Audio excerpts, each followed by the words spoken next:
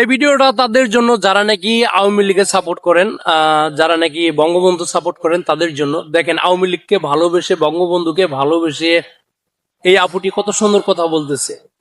আসলে আওয়ামী লীগ আমাদের বাংলাদেশের জন্য যা করেছেন, এখন বর্তমান যারা সরকার আছে তারা কি এর চেয়ে ভালো করতেছেন কিনা আপনারা কিন্তু অবশ্যই কমেন্টে কিন্তু জানাবেন।